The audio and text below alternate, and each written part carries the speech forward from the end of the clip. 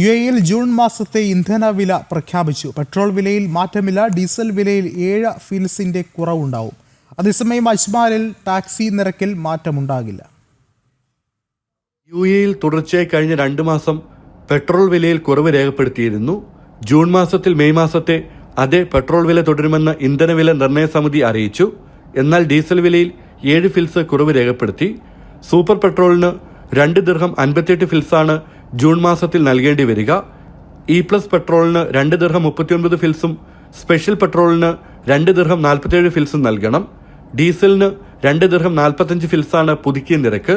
അന്താരാഷ്ട്ര വിപണിയിലെ crude oil വില അടിസ്ഥാനമാക്കിയാണ് UAE ഇന്ധനവില നിർണയ സമിതി എല്ലാ മാസവും നിരക്ക് പുനർനിർണയിക്കുന്നത്. അതേസമയം ജൂണിൽ അജ്മാനിൽ ടാക്സി നിരക്കിൽ മാറ്റമുണ്ടാകില്ല. കിലോമീറ്ററിന് 1 ദിർഹം 74 ഫിൽസ് എന്ന നിരക്കായിരിക്കും നാളെ മുതൽ ഈടാക്കുക.